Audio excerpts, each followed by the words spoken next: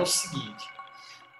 Como eu disse para vocês, a gente concluímos, aliás, a nossa parte de citoplasma. Vimos citoplasma, tudo de citoplasma, organelas e os metabolismos energéticos. Belezinha?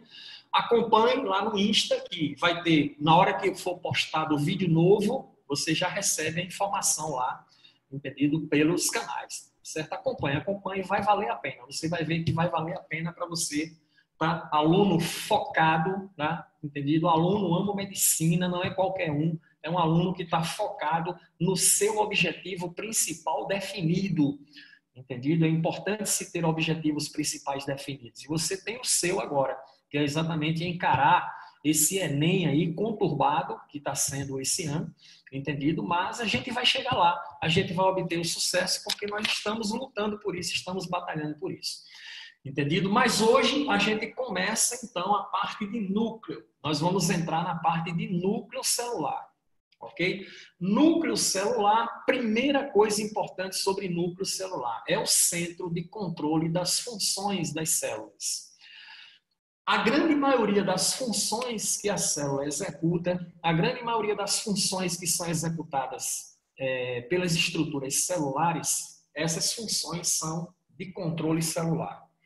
Entendido? São feitas através de controle de célula.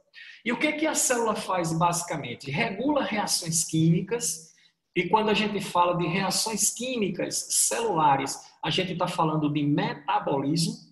Reações químicas celulares é metabolismo, metabolismo anabólico, metabolismo catabólico, metabolismo anabolismo, que é metabolismo de síntese de substâncias, catabolismo, que é metabolismo de degradação de substâncias para a produção de energia. Muitas dessas reações químicas metabólicas que ocorrem a nível de célula são controladas pelo núcleo celular. E extremamente importante que você tem no núcleo, é onde está armazenado as informações genéticas.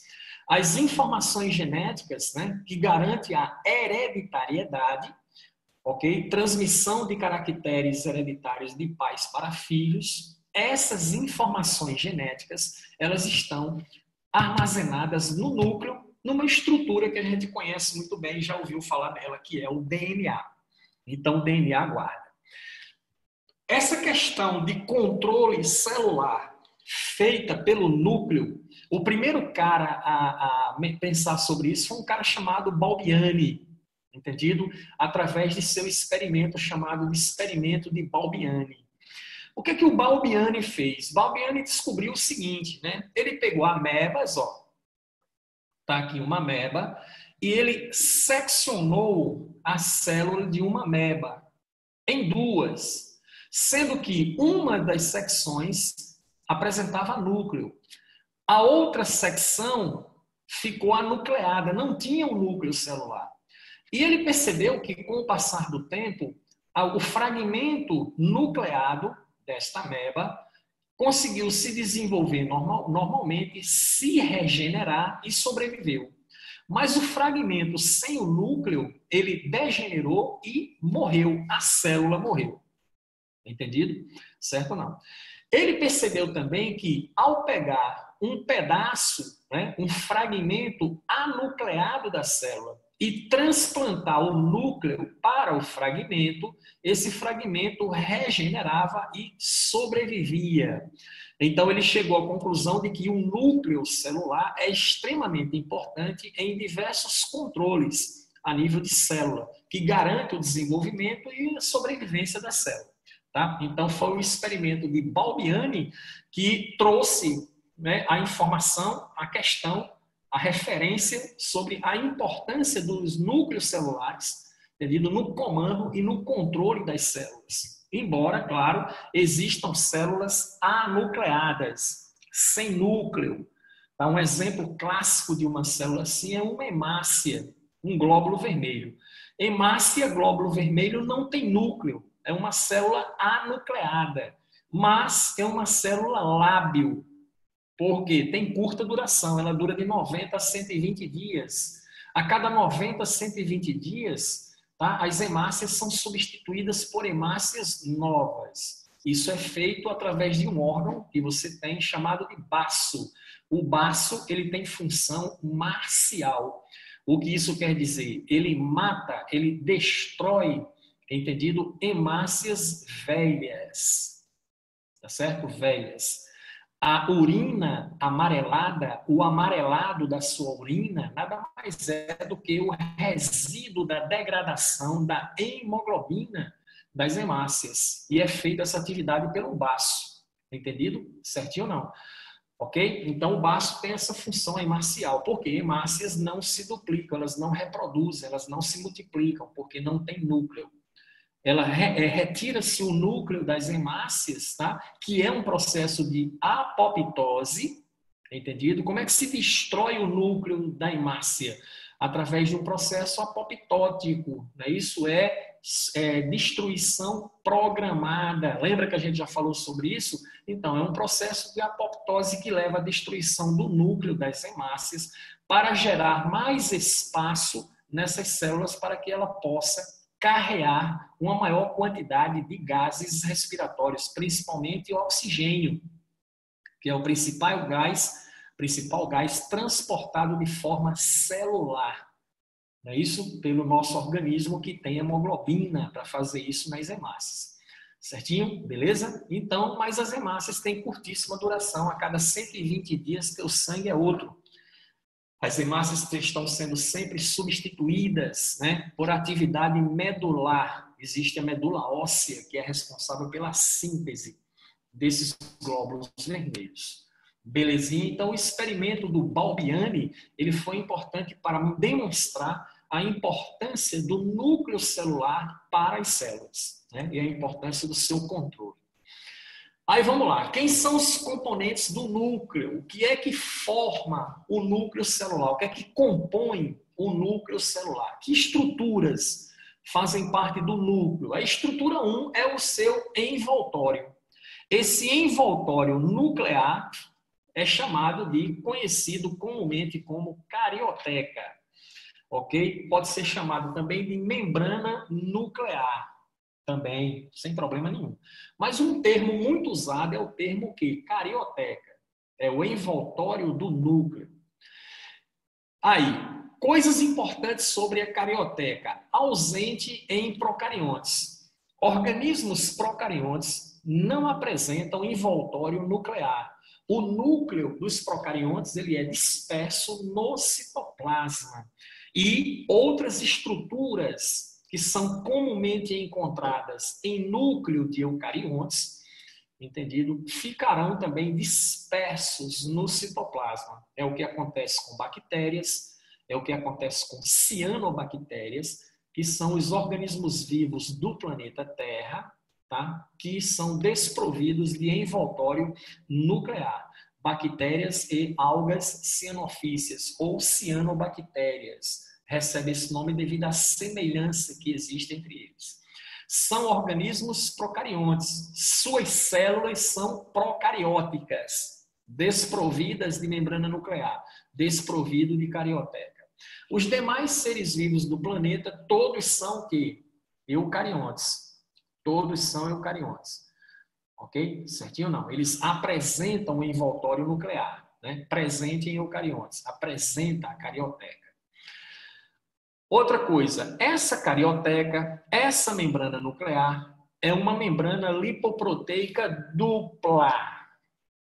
Entendido? Membrana lipoproteica dupla. O que isso quer dizer? A membrana plasmática, que é o envoltório mais externo da célula, é uma membrana simples. Tem uma camada só. A membrana nuclear são duas. Billy Paul, não entendi. É simples. Quando a gente estudou membrana plasmática, o que é que a gente disse para você? A membrana plasmática é lipoproteica. Belezinha ou não? Ela tem uma camada de lipídio. Aí você tem aquela camadinha de fosfolipídio de um lado e a camadinha de fosfolipídio do outro. Aí se fala que a camada lipídica é dupla, a camada lipídica é dupla e nela estão envolvidos blocos proteicos. No caso da membrana nuclear, não, você tem uma membrana dessa com camada lipídica dupla do lado externo e do lado interno outra membrana dessa com camada fosfolipídica dupla. É como se tivesse 4. Aí por isso que se fala aqui membrana lipoproteica dupla. Eu tenho uma membrana lipoproteica correndo por fora, uma membrana lipoproteica correndo por dentro. Entre essas duas camadas de membrana lipoproteica, você tem o espaço perinuclear. Entendido ou não?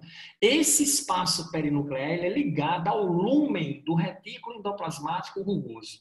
Lembra quando a gente falou em retículo endoplasmático rugoso? Ele é a primeira organela saindo do núcleo e ele tem comunicação com a carioteca e com o núcleo. Ocorrem muitas trocas de substâncias entre núcleo e retículo endoplasmático rugoso, ou entre núcleo e citoplasma celular, através dos poros da membrana nuclear, da carioteca. Esses poros recebem o nome de anule. O que é anule? Anule é o nome dado aos poros da membrana nuclear. Entendido? Aderido também à membrana nuclear, você vai encontrar ribossomos. Existem ribossomos que estão aderidos à membrana nuclear, na sua superfície. Sobre os poros da membrana, anule. Quanto maior for a atividade metabólica do núcleo de uma célula, maior será a quantidade de poros, a quantidade de anules que essa membrana vai apresentar. É mesmo, Quanto maior for a atividade do núcleo, maior será a quantidade de poros. Quanto menor a atividade do núcleo, menor será a quantidade desses poros. Entendeu? A quantidade de poros, então, é diretamente proporcional a atividade do núcleo desta célula.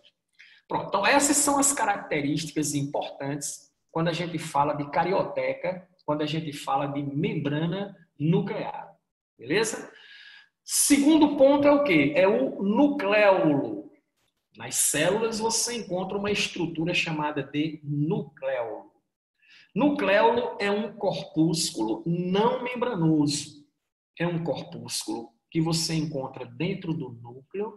Geralmente ele é um pouco puxado para a periferia do núcleo e ele é um corpo esponjoso e não tem envoltório membranoso. Por causa de quê? Por causa da sua constituição, que a gente vai ver que constituição é essa. Detalhes importantes sobre nucleolo, visível somente na interfase celular. Você pergunta, o que é interfase celular? A célula, ela pode se apresentar em 2 estados. Um deles é o estado de interfase, que é chamado de repouso, entendido? Mas que de repouso não tem nada, mas é chamado de estado de repouso. Ou a célula pode estar no segundo estado de apresentação, que é o estado de divisão. É quando a célula está fazendo prófase, metáfase, anáfase ou telófase, né? Que são fases da divisão celular que a gente vai ver depois do estudo do núcleo, a gente entra em divisão e acabou a matéria, a gente vai para outro assunto. Entendeu? Então, a célula pode se apresentar na natureza em 2 estados. Estado de interfase, estado de divisão ou mitose. Ok? O nucleolo, quando a célula entra em divisão celular, ele desaparece. Por que ele desaparece? Por causa da sua constituição, que a gente vai falar o que é essa constituição do nucleolo, de que ele é formado. Entendido? Então, por causa dessa constituição, o nucleolo ele tem o comportamento de aparecer e desaparecer. Ele desaparece quando a célula entra em divisão, ele reaparece quando a célula termina o processo de divisão. É por isso que um indicativo de que a célula está em interfase é nucleolo bem visível. Então, o cara, quando está trabalhando com microscopia, ele está olhando uma célula ao microscópio, ele percebe que dentro dessa célula o nucleolo é bem visível, Então, ele sabe que a célula está em intérfase, ela está em repouso. O nucleolo não está presente, a célula entrou em divisão. Não interessa a fase da divisão, mas ela está em divisão, ela está em mitose. Então, por isso que se diz que nucleolo, ele só é visível na intérfase celular. Qual é a função? O que é que nucleolo faz? Síntese de RNAs. RNA mensageiro, RNA transportador, principalmente RNA ribossômico, que é o RNA que compõe o ribossomo, entendido? Esses RNAs aí são sintetizados pelo nucleolo, entendido? É o local de intensa síntese dos RNAs, que são os ácidos nucleicos que auxiliam o DNA na síntese de proteína. Né? Transcrição, tradução, aquela coisa toda lá. Origem do nucleolo. De que é formado o nucleolo? De regiões cromossômicas especiais, chamada de regiões organizadoras do nucleolo. Esse material genético aí, esses cromossomos, eles se agrupam num determinado ponto do núcleo celular, que ao microscópio óptico se apresenta mais denso, e nessa região estão essas estruturas cromossômicas aí que organizam o nucleolo, porque eles têm porções organizadoras do nucleolo. Como é que é isso? Vamos lá. Para a gente entender como é que é isso, vamos para esse quadro aqui. Ó. Esse quadro aqui explica para a gente direitinho o que isso significa. Tá certo? Olha só. Aqui eu tenho o material genético celular em forma de bastão. Bastão duplo, porque isso aqui está representando o que a gente chama de cromossomo. Cromossomo é material genético condensado, certo? Ele tem um alto grau de condensação. Só observado claramente na metáfase, quando a célula está em divisão celular, na fase de metáfase da divisão celular. Então, você vê o material genético da célula, você vê o DNA celular na forma de bastonetes. Esses bastonetes são chamados de cromossomos. Tá certo? E no cromossomo, você identifica algumas partes importantes. Certo? Você tem aqui, ó, os dois braços do cromossomo. Esses dois braços, eles são conectados por uma região central que é chamada de centrômero ou constricção primária. É uma porção central densa, entendido? Que une essas duas cromátides, que é o nome que se dá a esses braços aqui. No caso, essas cromátides estão duplicadas. Aí eu tenho um cromossomo duplicado. Essas cromátides duplicadas, elas são unidas uma à outra por uma porção central densa, chamada de constricção primária ou centrômero. Dependendo da posição do centrômero, o cromossomo tem uma classificação, a gente vai ver isso quando estudar cromossomos. Entendido? Alguns cromossomos, eles têm uma constricção secundária, que é um estreitamento que acontece nos braços curtos ou longos do cromossomo, dependendo do tipo de cromossomo, que essa porção aqui, amigo, tem o estreitamentozinho, que é uma constricção secundária. Ligado à constricção secundária, você tem o que é chamado de, antigamente era chamado de satélite, mas hoje é chamado de zona SAT.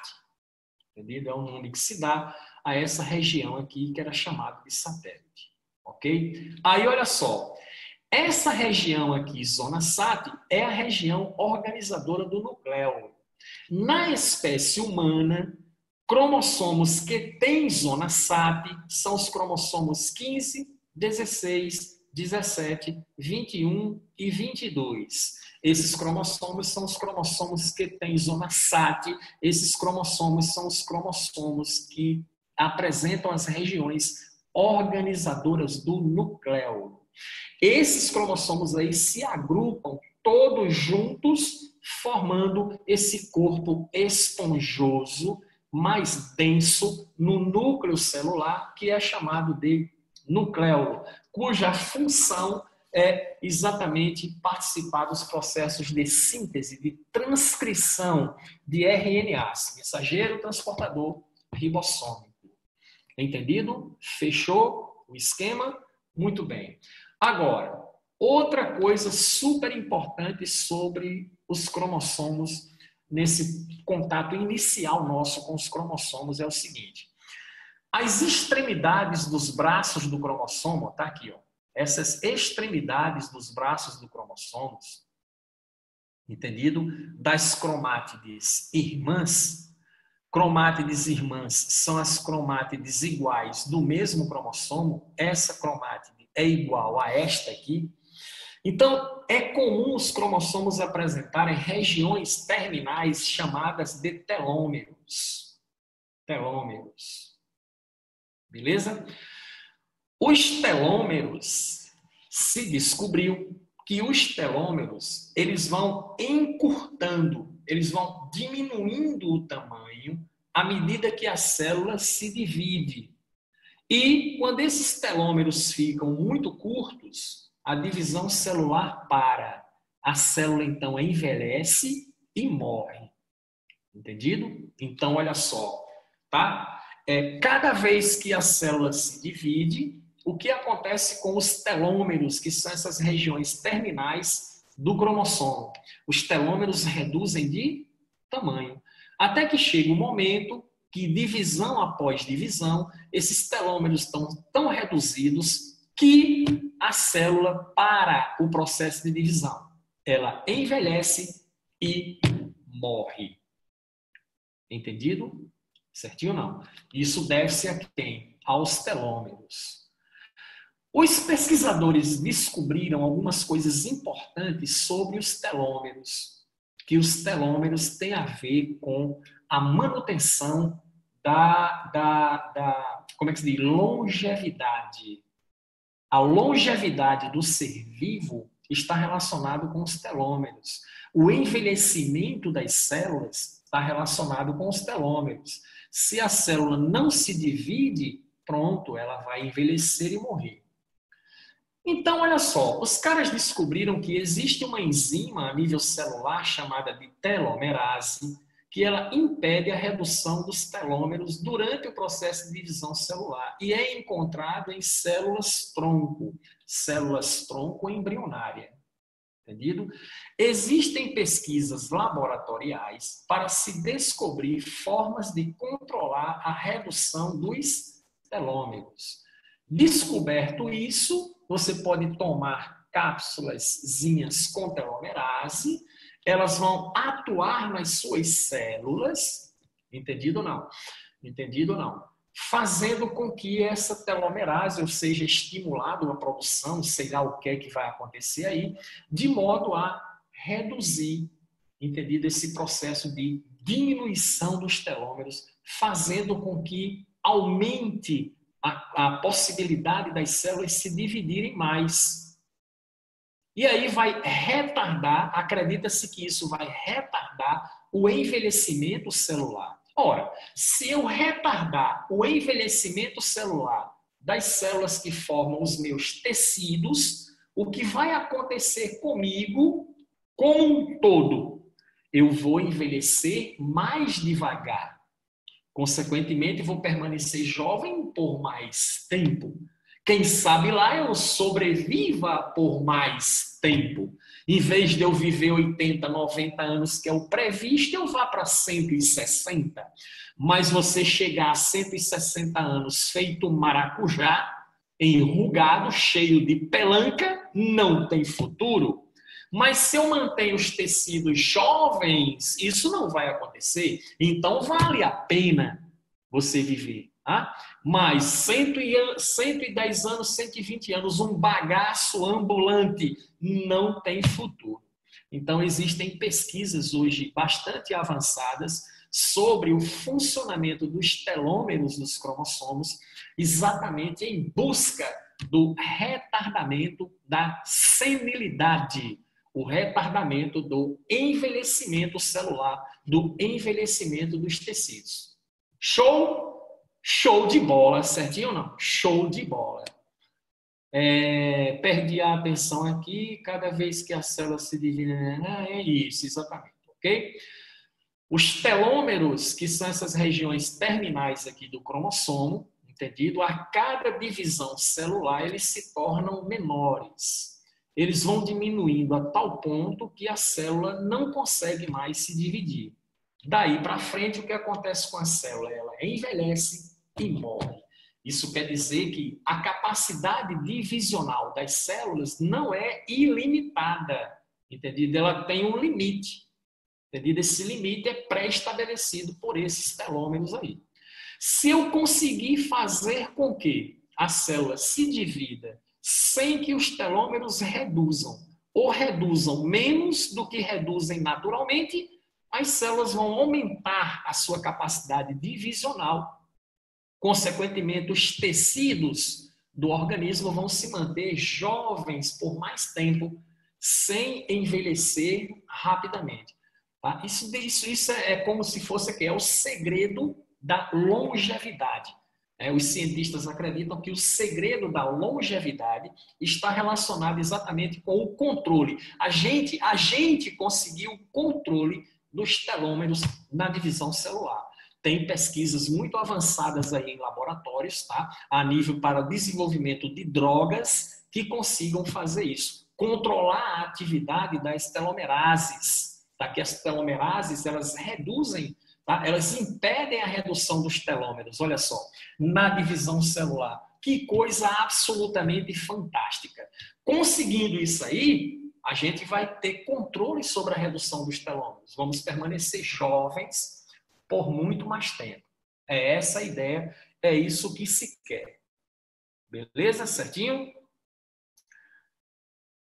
Tá? Muito bem. A enzima que impede a redução dos telômeros chama-se telomerase. Tudo que termina em ase é enzima. Essa telomerase ela é encontrada em células-tronco embrionárias. Os caras descobriram isso. Células-tronco embrionárias, cara, são células que têm altíssima capacidade de divisão. Essas células formam o embrião. Entendido ou não? Então, imagine um embrião na fase de formação dele. São milhões e bilhões de células se dividindo o tempo todo.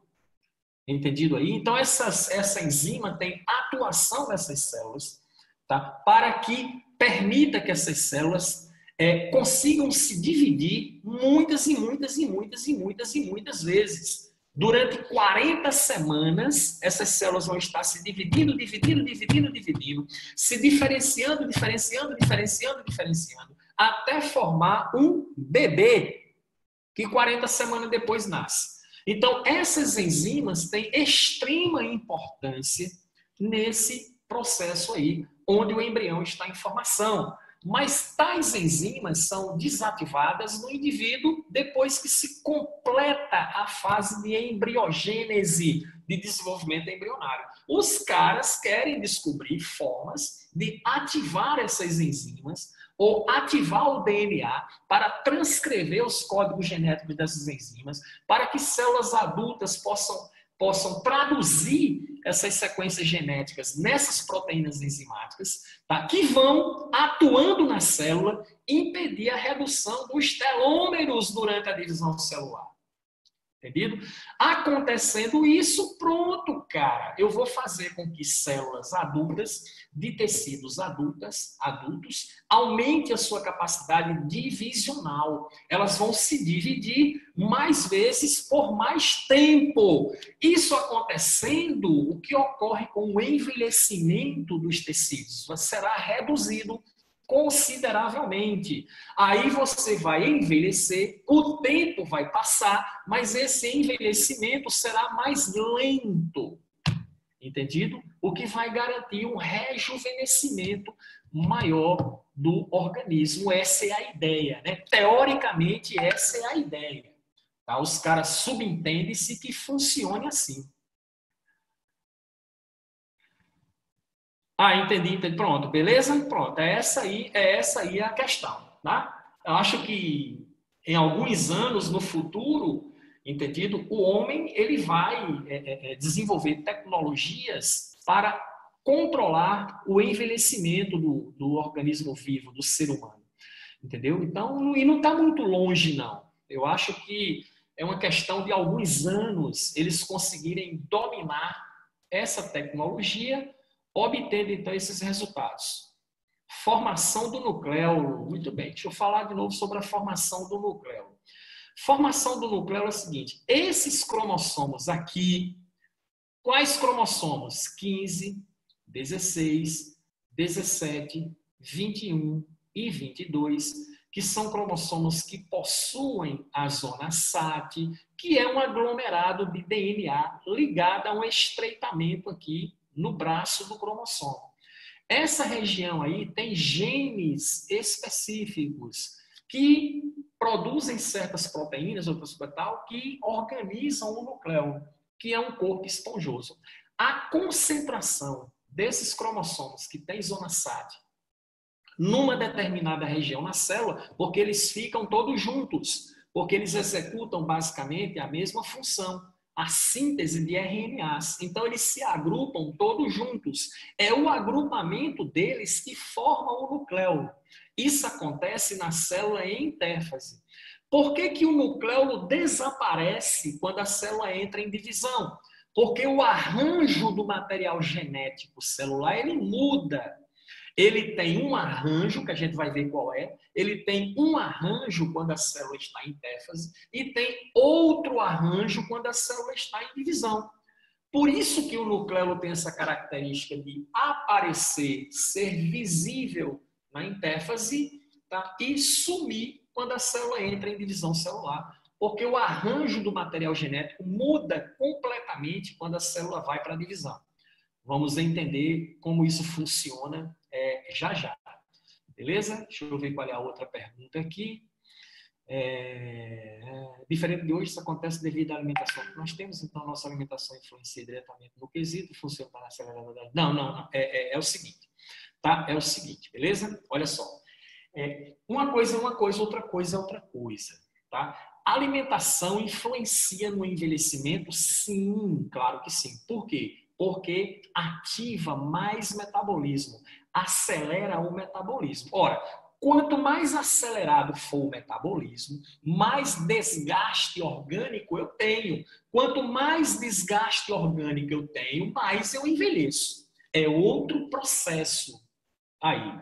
Então, pessoas que têm uma dieta muito rica em alimentos de difícil digestão, pessoas que consomem muita proteína oriunda de carne, principalmente carne vermelha, são alimentos que exigem alto metabolismo para serem processados. Indivíduos de estresse excessivo, preocupação excessiva, que tem muita acidose metabólica ou respiratória no organismo.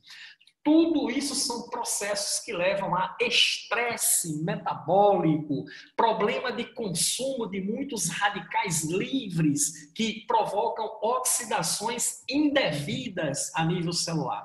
Tudo isso aí produz forte envelhecimento dos tecidos por desgaste orgânico desses tecidos, desgaste orgânico dessas células. Entendido? É uma coisa, é uma vertente.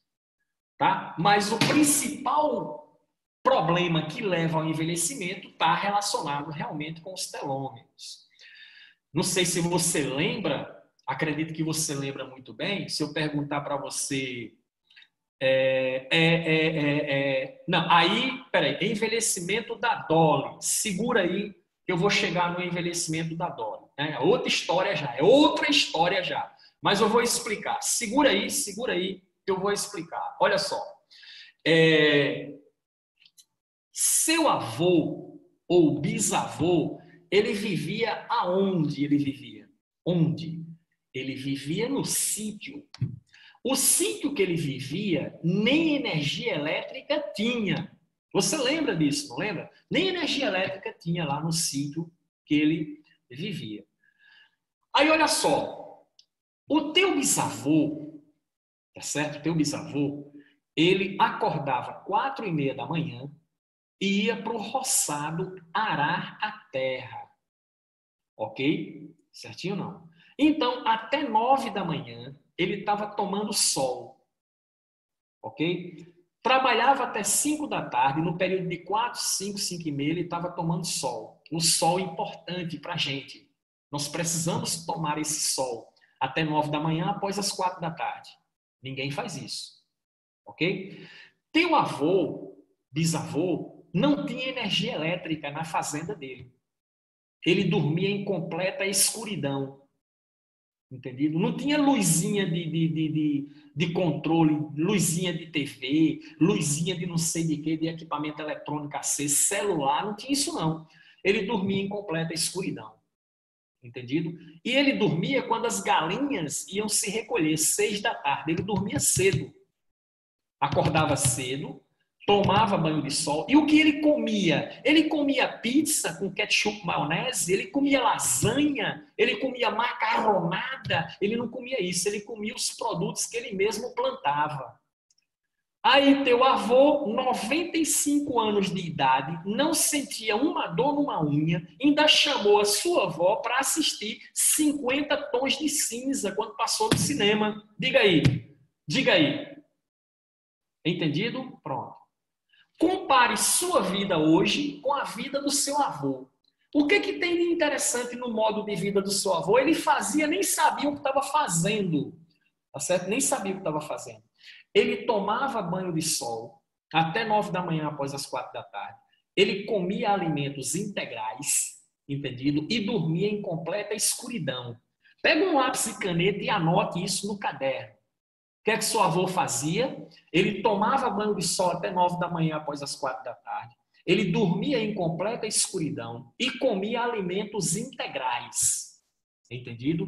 Isso influencia em quê no organismo? Isso influencia numa importante atividade de metabolismo orgânico que acontece à noite, quando você dorme, que é a atividade macrofágica.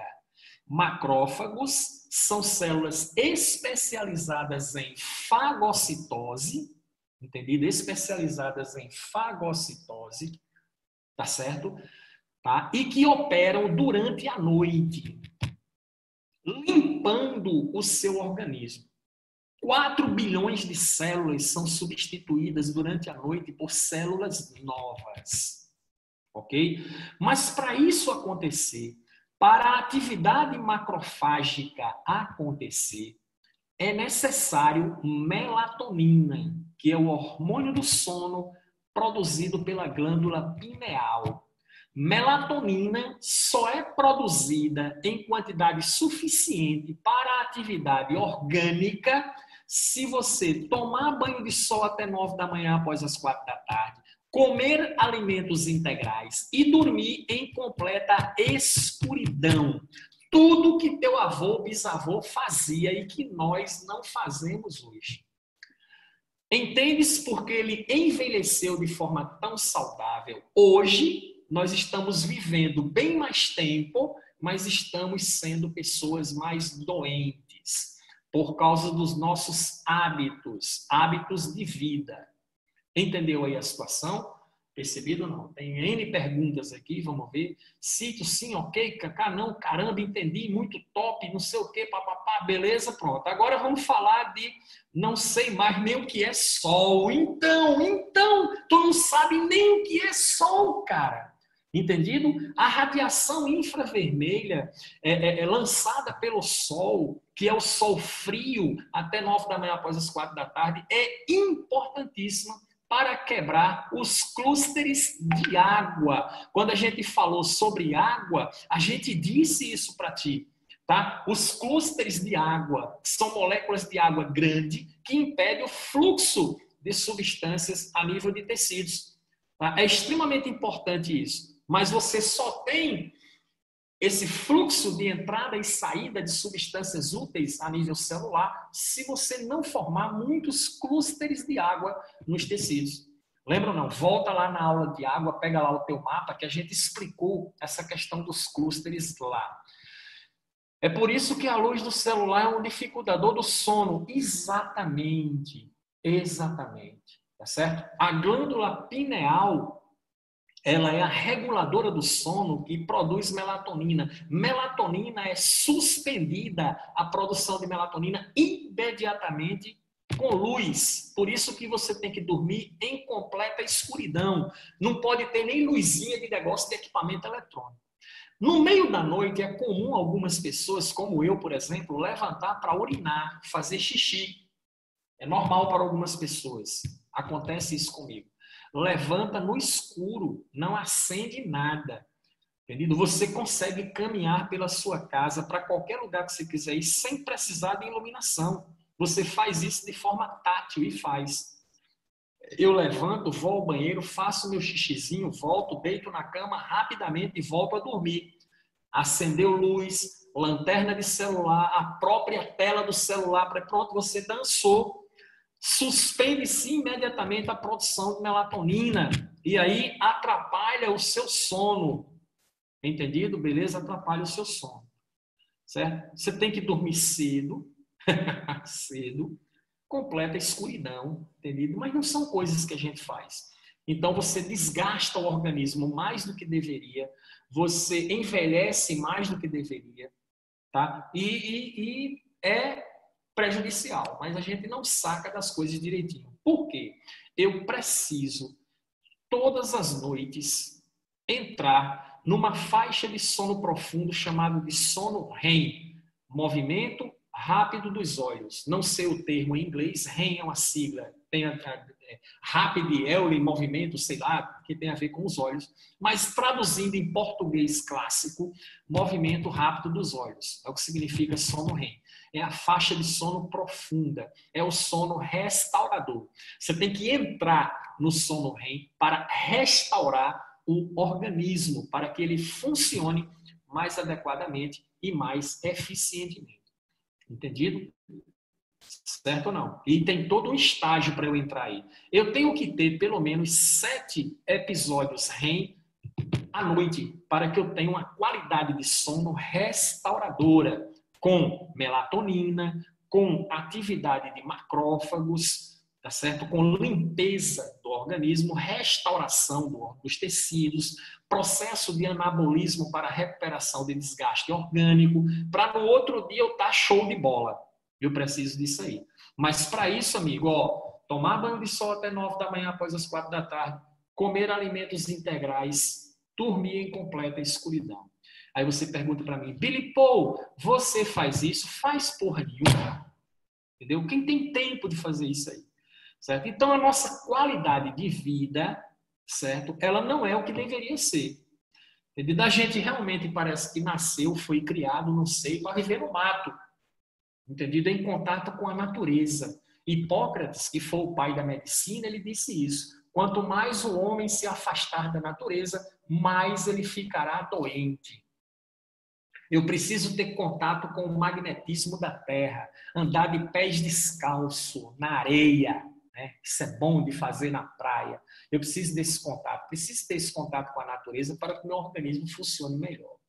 Agora vamos falar de Dolly, né? Eu estou devendo aí a resposta com relação a Dolly para Petrúcio, né, amigo? O envelhecimento precoce da ovelha Dolly foi devido ao desgaste do telômero. Aí é o seguinte, cara. Deixa eu te explicar a situação, tá? A Dolly, ela foi o resultado de um processo de clonagem, entendido? Foi isso que aconteceu com a Dolly, clonagem. Eu peguei uma ovelha, entendido? Uma ovelha específica, tá? Peguei óvulos dessa ovelha, entendido? De uma ovelha, qualquer ovelha, tá certo? Retirei o núcleo deste óvulo, eu tenho agora um óvulo anucleado, peguei o núcleo de uma célula somática da ovelha que eu queria clonar e coloquei dentro deste óvulo anucleado. Chama-se clonagem reprodutiva. Foi isso que eu fiz na ovelha Dolly. Entendido? Peguei um núcleo de uma célula somática da ovelha que eu queria clonar, retirei este núcleo diploide e coloquei dentro de um óvulo anucleado. Pronto. Como chama-se isso? Clonagem reprodutiva.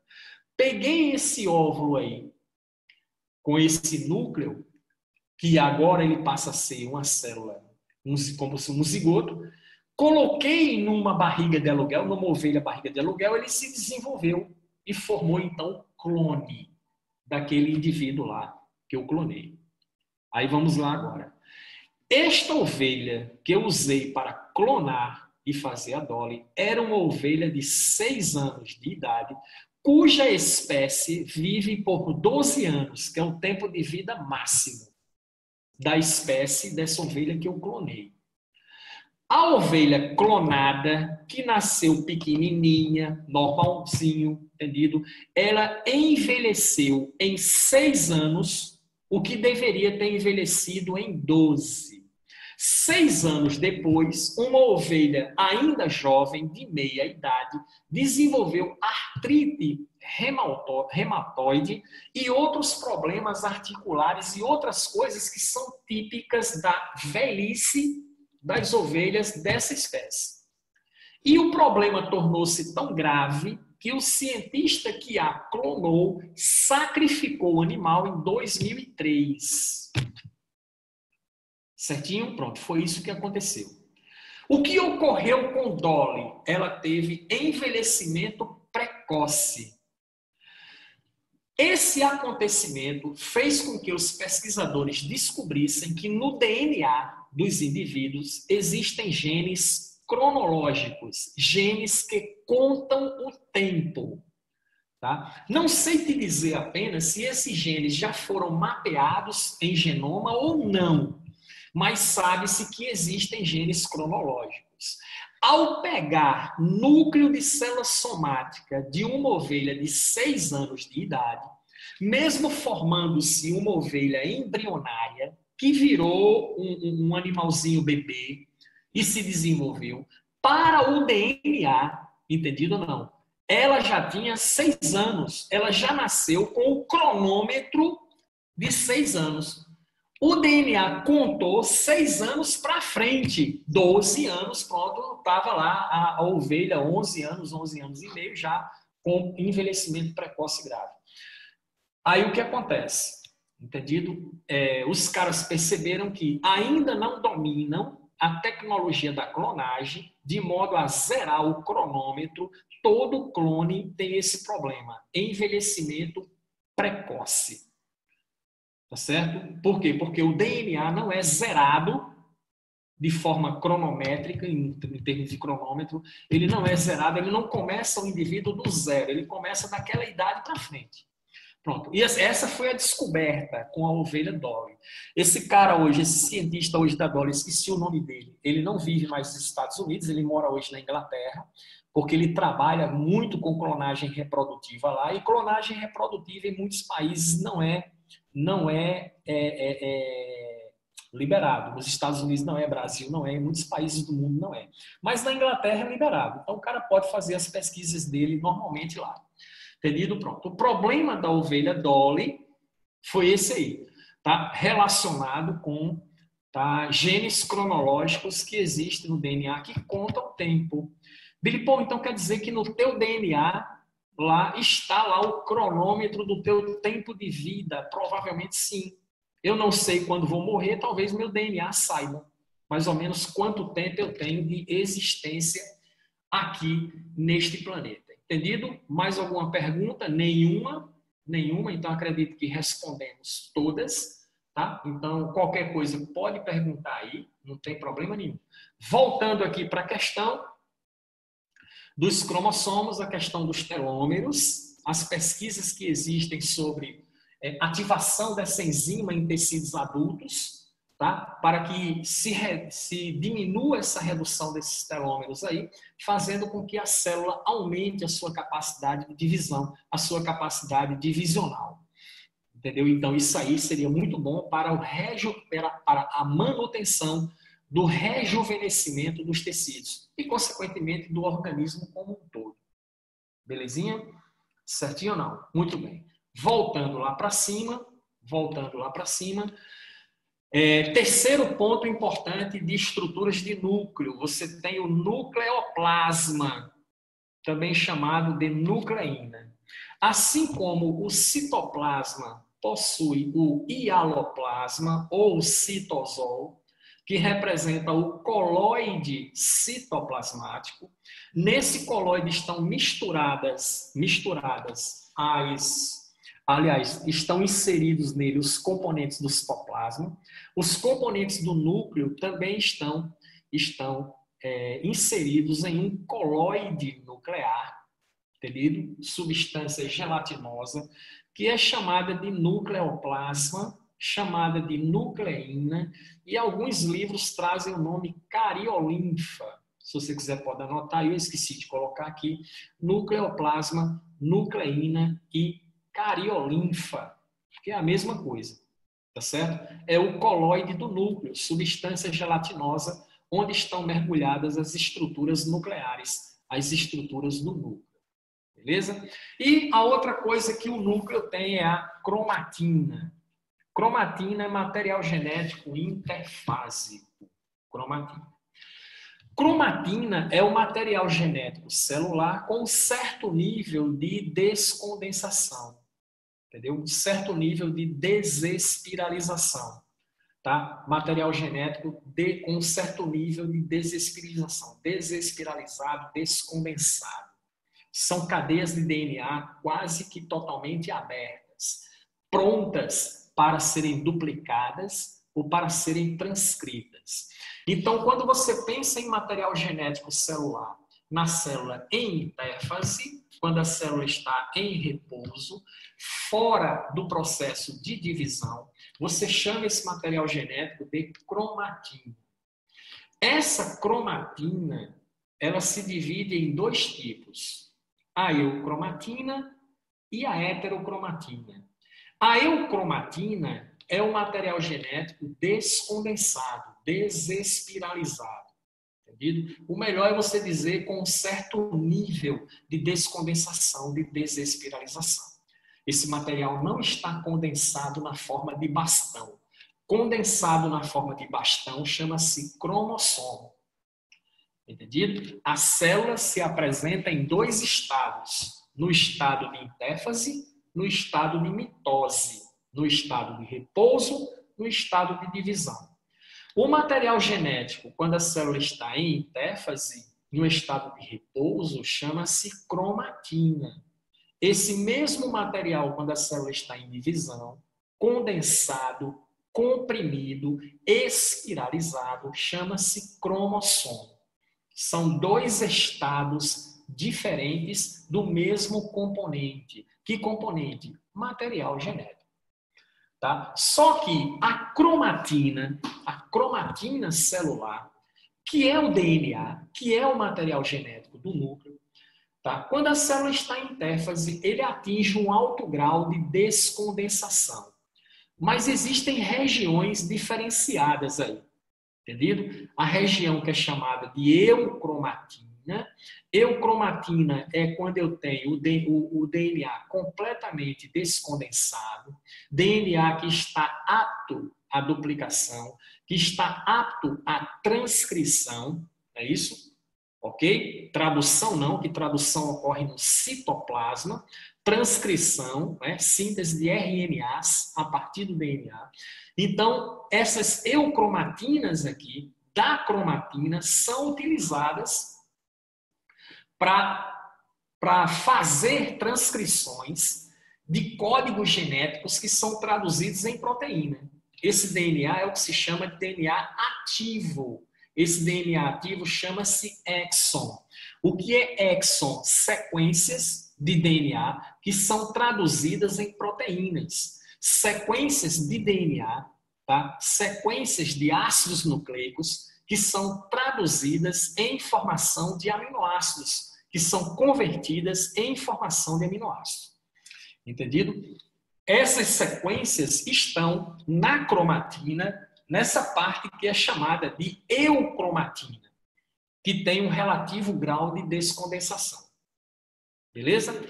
A heterocromatina são porções da cromatina que ainda permaneceram condensadas.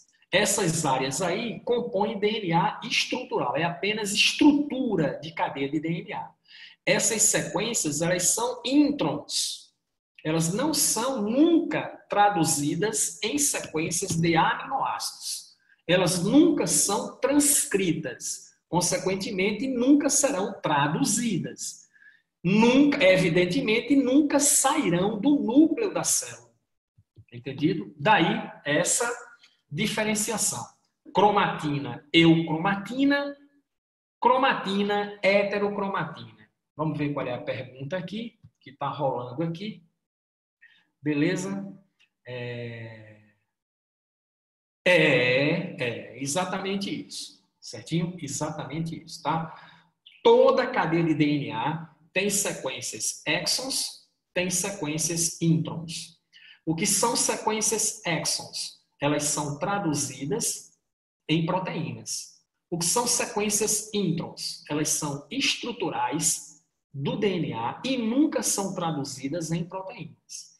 Antigamente, essas sequências eram chamadas de sequências inativas. Devido às descobertas recentes de epigenética, descobriu-se que esses DNAs aqui condensados, esses introns, têm influência pesada na epigenética. A epigenética prevê mudanças na cadeia de DNA que não são mutações. Mutações é o quê? É quando você tem bases nitrogenadas ligadas erradas, desobedecendo o código de ligação. Uma adenina se ligou a outra molécula sem ser uma timina, que o código de ligação é timina, guanina, citosina. Beleza? A epigenética prevê alterações no DNA, que são alterações estruturais, envolvendo essas sequências de heterocromatina, sequências intron, ou mesmo proteínas histonas, que a gente vai saber o que são proteínas histonas. Alterações estruturais no DNA interferem também em alterações, tá? Em características genéticas do indivíduo. Isso é previsto pela epigenética, é estudado pela epigenética. Certinho? Deixa eu ver aqui. O que mais? Isso, exatamente, certo? Na produção de proteína, informação de ácido nucleico que é convertida em informação proteica é só informação exon. É só eucromatina que faz isso aí. Eucromatina é transcrita para RNA mensageiro, que é enviado para o citoplasma e é traduzido na informação de aminoácido. Beleza? É isso aí o que acontece. Essa parte aí é exon.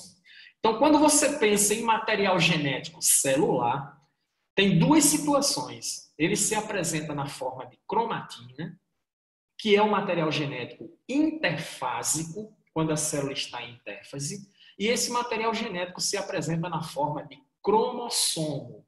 Cromossomo a gente vai estudar depois. Depois da aula de núcleo, a gente tem uma aula só sobre cromossomo. Entendido? Pronto. Então, aí encerra o estudo de núcleo. A gente vai para a divisão celular. Mas funciona assim.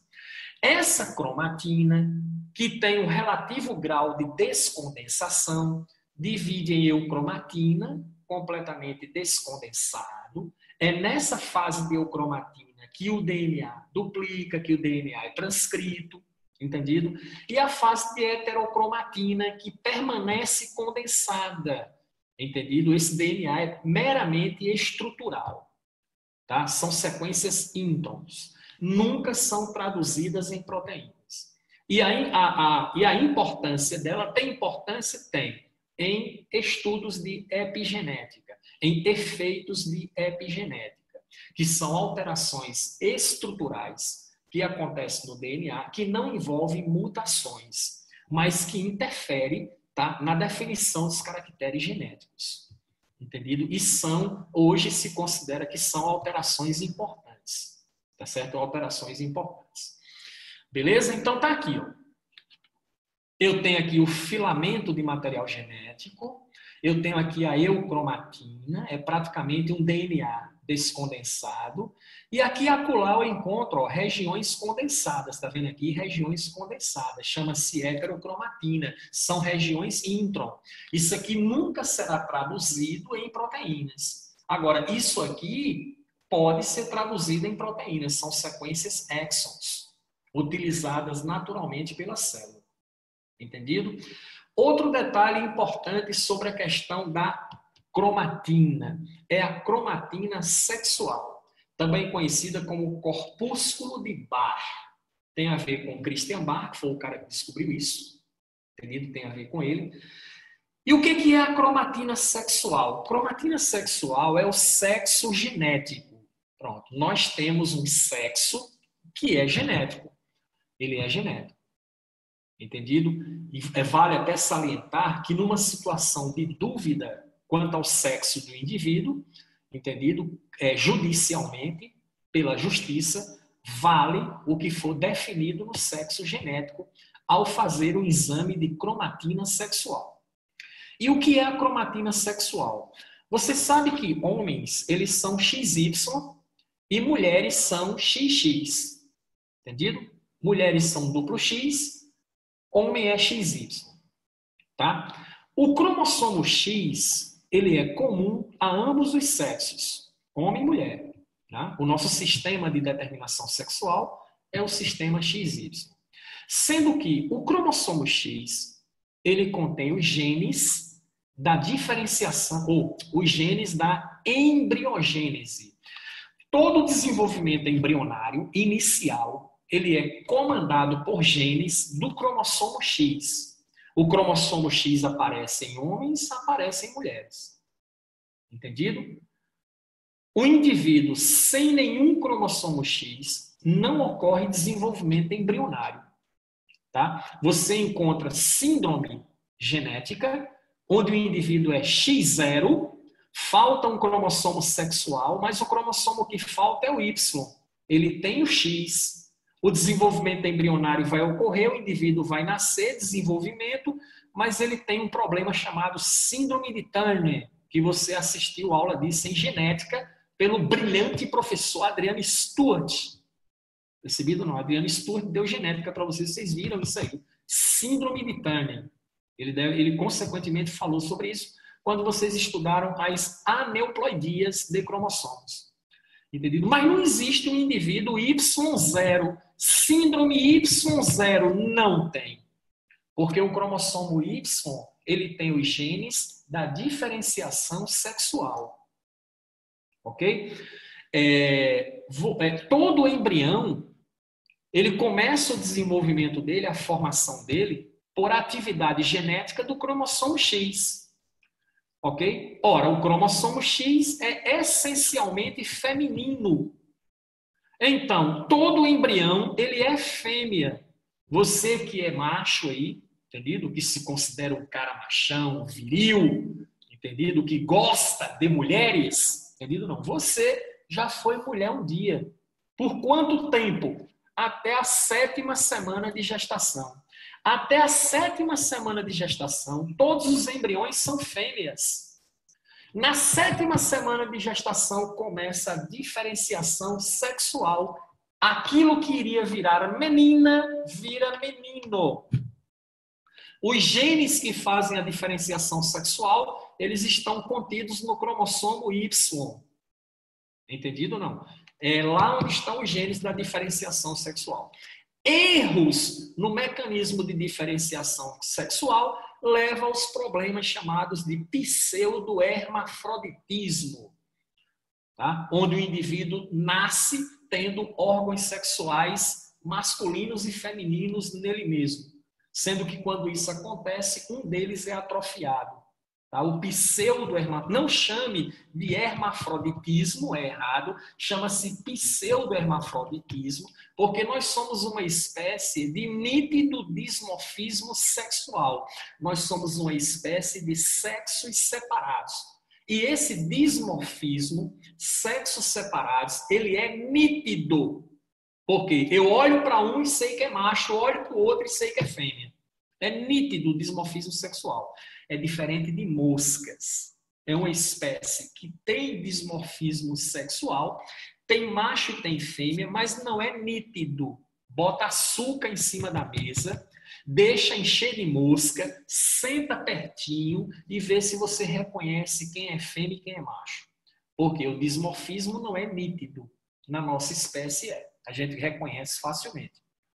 Entendido? Certo ou não? É assim que funcionam os cromossomos sexuais. Ok? Só que as mulheres têm duplo cromossomo X. Os geneticistas, então, dizem que por uma questão de compensação de dose, um dos cromossomos X é inativado na mulher. Esse cromossomo X inativado chama-se cromatina sexual. Só aparece nas mulheres. Então, se o indivíduo fizer exame de cromatina e der cromatina positivo, ok? Ele é fêmea, ele é classificado como mulher. Se der cromatina negativo, é homem, porque o homem só tem um cromossomo X. O outro cromossomo é Y. Então, ele não tem cromatina sexual. Homem normal, fez teste de cromatina sexual, vai dar o quê? Negativo.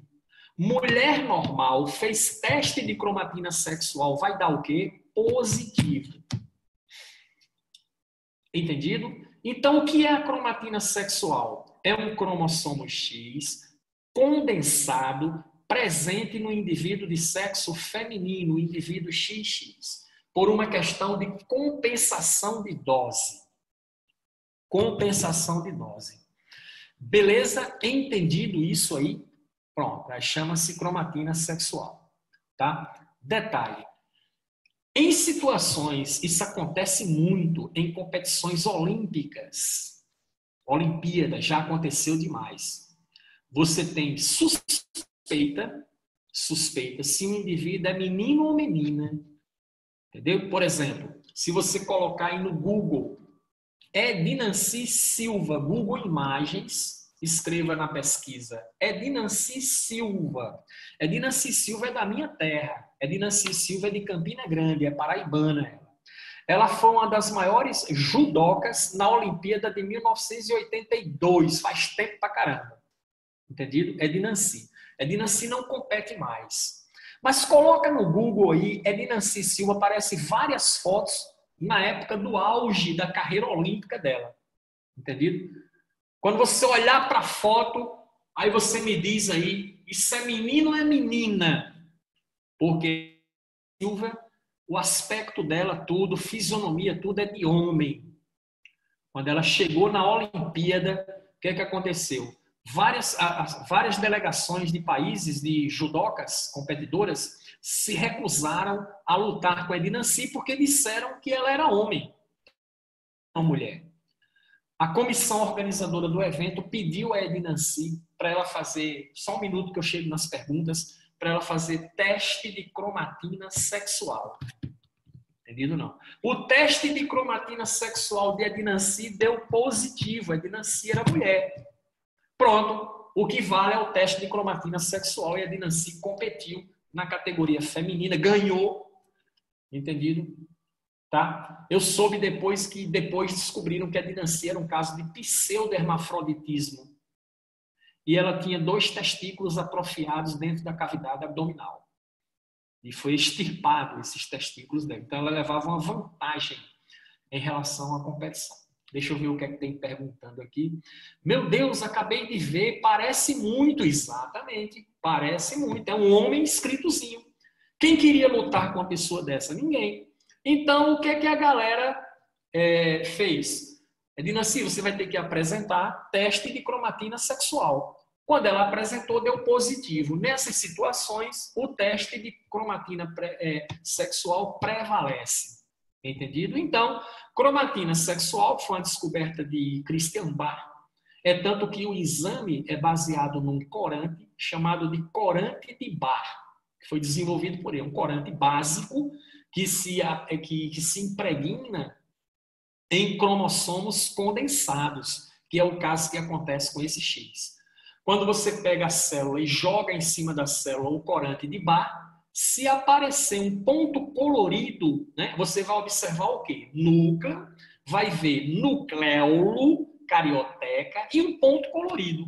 Esse ponto colorido é a cromatina sexual. Aí, nesse caso, certo? A célula é feminina. Não apareceu o ponto colorido quando a célula entra em contato com o corante de Bar, a célula é masculina, não há cromatina sexual, então tá aí. Beleza? Outro detalhe importante que cai em prova envolvendo cromatina sexual. Deixa eu ver aqui. Mas a atleta ela era XX? Sim, sim. Ela era XX. Entendido? A atleta duplo X. A Ednancy Silva é mulher. Ela é mulher. Ela não é homem. Entendido? Certo ou não? Beleza? Agora, tem uma aparência masculina que é uma coisa impressionante. Ela passa por homem em qualquer lugar. Entendido? Não. Não é um caso de intersexualidade no caso de Ednancy. Entendeu? Ednancy foi considerado um caso de pseudo-hermafroditismo. O indivíduo tem os dois sistemas reprodutores.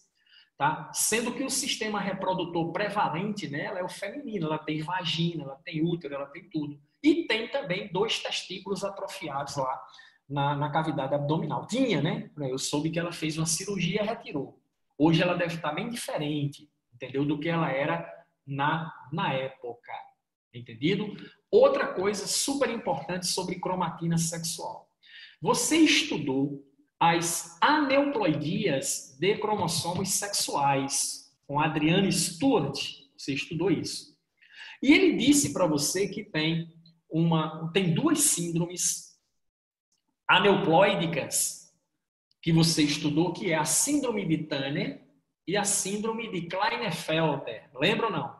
A síndrome de Turner é o indivíduo X0. Ele tem um cromossomo sexual X só. Okay? É uma mulher baixinha, de pescoço atarracado, pescoço de aba, né? Você deve lembrar disso aí, entendido? O sintoma clássico dela é exatamente o pescoço alado. E a síndrome de Klinefelter, que é o indivíduo XXY. XXY, ele tem uma trissomia de cromossomo sexual e Turner é uma monossomia de cromossomo sexual. Tá? Klinefelter é um indivíduo de alta estatura, tem seios, ginecomastia, entendido? E é um indivíduo XXY, 47 cromossomos, trissomia. Turner, 45 cromossomos, monossomia, falta um cromossomo sexual. Aí, preste atenção. O que é que eu disse para você? Se uma mulher normal fizer exame de cromatina sexual, vai dar positivo. Um homem normal faz teste de cromatina sexual, vai dar negativo. Ok? Ok? Se um homem fizer teste de cromatina sexual e der positivo, qual o diagnóstico dele? Ele tem síndrome de Klinefelter, porque ele tem duplo cromossomo X e um cromossomo Y. Um dos cromossomos X vira cromatina sexual. É o único caso dentro da genética. Uma mulher faz exame de cromatina sexual e dá negativo. Ela tem síndrome de Turner. Tem um cromossomo X, falta um cromossomo sexual. O diagnóstico aneuploidias, o diagnóstico clínico é dado por exame de cromatina sexual. Suspeita-se que o indivíduo tem Klinefelter, teste de cromatina sexual. Deu positivo, confirmou o diagnóstico. Suspeita que o indivíduo tem Turner, teste de cromatina sexual. Deu negativo, pronto, confirmou o diagnóstico. Beleza? Esses são todos os detalhes a respeito da questão da cromatina sexual, que envolve a cromatina do núcleo celular, quando a célula está em déficit. Belezinha? Muito bem.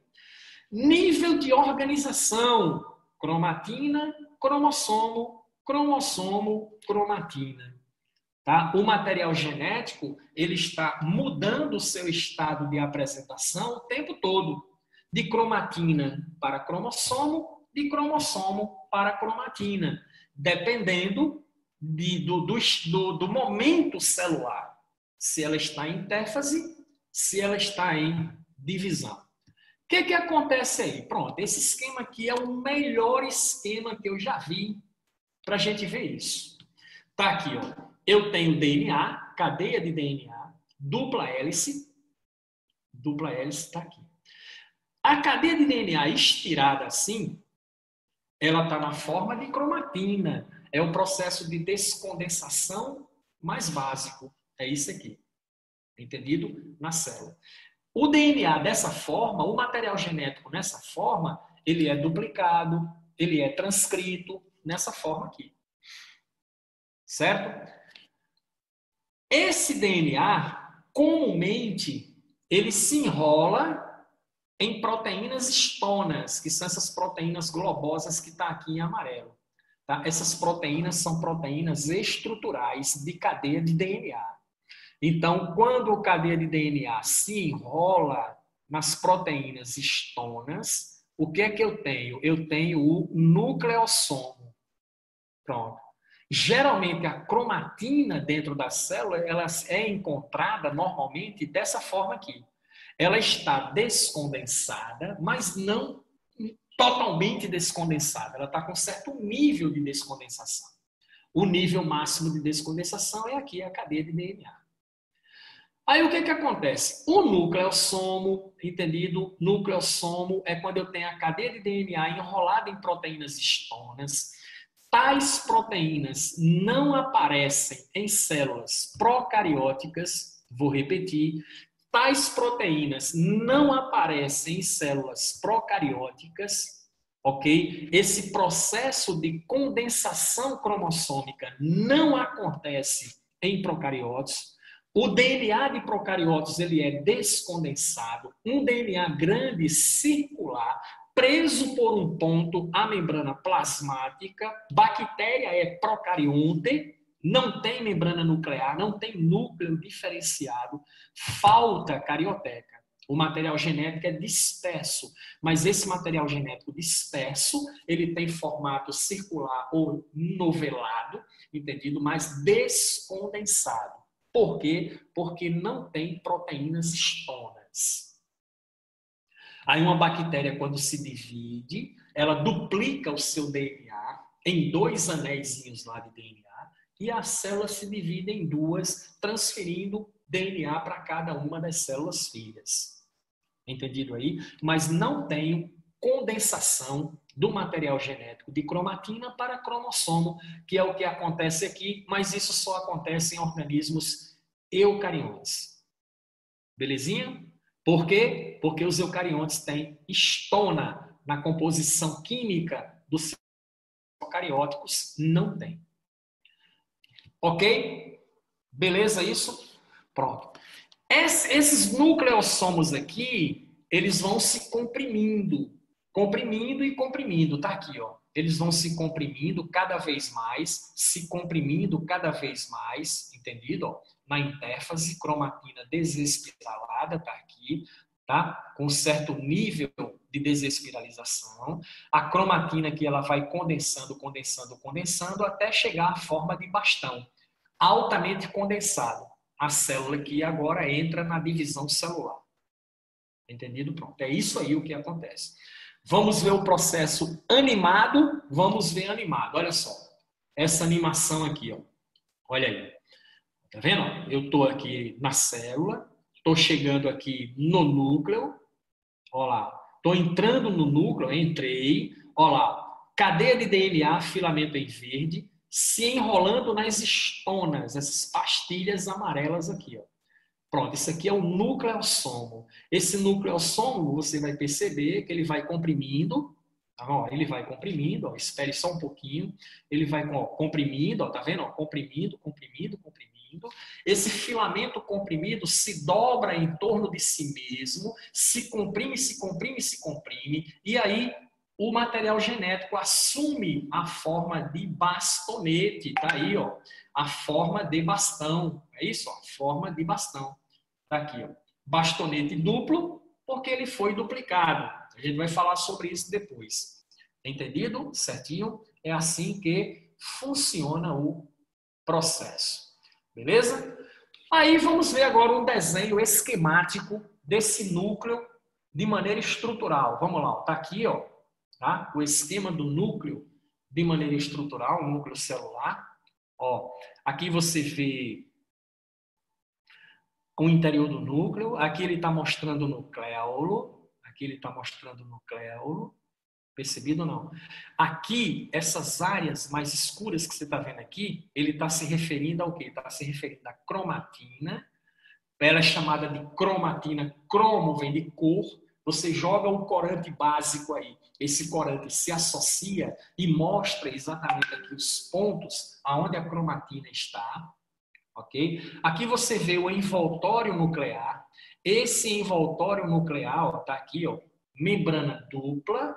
Aqui eu tenho ó, a membrana lipoproteica interna, a membrana lipoproteica externa e aqui um espaço interior que é chamado de espaço perinuclear. Tá certo? Aqui você vê os poros da membrana, anule, o nome desses poros aqui, que permite que o núcleo troque substâncias com o citoplasma, entendido? Tá certo ou não? Ou com o retículo endoplasmático rugoso. Porque, olha só, você vê que a membrana nuclear, ela tem comunicação ó, com os canalículos do retículo endoplasmático rugoso. Tá com o lumen do retículo endoplasmático rugoso. Aqui você tem o nucleolo. O que é que você encontra aqui no nucleolo? Cromossomos 15, 16, 17, 22, e são os cromossomos que constituem aqui, que tem as zonas SATs, que são zonas organizadoras do nucleolo. Belezinha? Então tá aqui, ó, núcleo celular, carioteca, membrana envoltória desse núcleo celular, membrana que tem dupla camada de fosfolipídio, né, uma camada dupla, uma dupla camada por fora, uma dupla camada por dentro, então é uma dupla camada de membrana, tá? Que tem um espaço interior chamado de espaço perinuclear, e essa membrana tem comunicação com o lumen do retículo endoplasmático rugoso, nucleolo e cromatina, são essas aí. Eu gostaria de concluir, tá, essa aula aqui sobre núcleo com um vídeo muito legal de um cara que fantástico, tá, um cara que já morreu, inclusive, mas foi um dos maiores comediantes que a TV brasileira já conheceu, tá? E ele fala um texto aqui nesse videozinho aí que tem tudo a ver com essa aula que a gente falou aqui e principalmente com a questão dos telômeros. Esse texto aí, tá? Olha só, fantástico esse vídeo.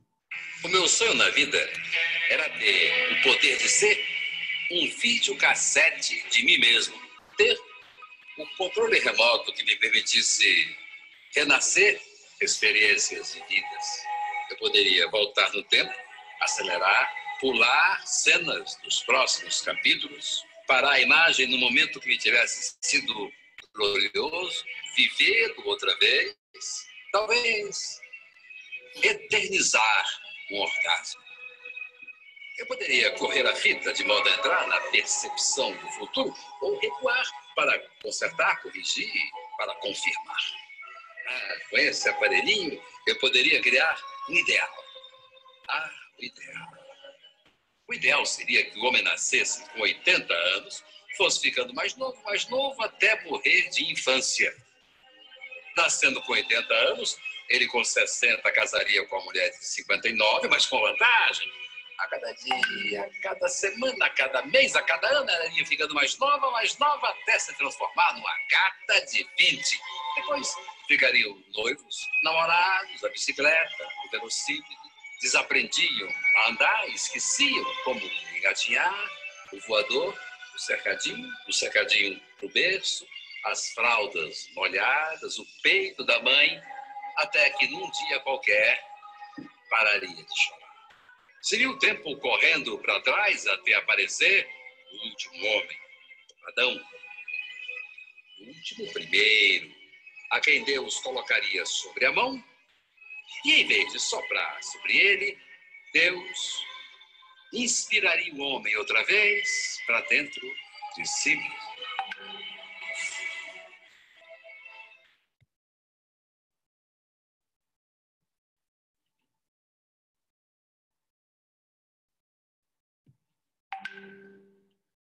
E aí, galera, o que vocês acharam do vídeo? Esse vídeo, para mim,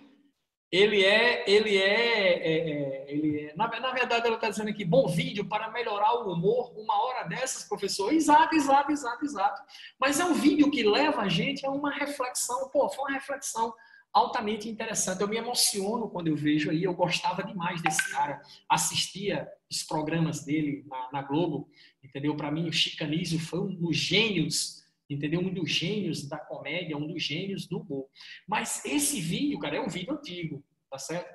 Mas esse vídeo, ele tem uma coisa nele, dá uma essência, eu não sei. Mas imagine isso aí, você nascer com 80, né, e ir retrocedendo, como seria a vida. Mas já isso não é possível. Mas talvez no futuro próximo seja possível retardar o envelhecimento e você possa usufruir da sua juventude por mais tempo. Tá? Isso é possível. As pesquisas estão aí para isso, entendido? Para fazer com que o ser humano ele permaneça mais jovem por mais tempo. Tá certo, galera? Bom, era esse o recado da aula que eu tinha para dar a vocês hoje. Material de exercício está já foi enviado. O mapa da aula também já foi enviado, tá? Se inscreva lá no Instagram, que vai sair muita coisa legal lá no Instagram. Assista alguma aula que você queira reassistir lá no canal, entendido? Essa aula vai ser gravada essa semana, próxima semana vai estar disponível, entendido? E a gente se encontra na próxima aula, beleza? Ok? Show! Então, até lá. Tchau.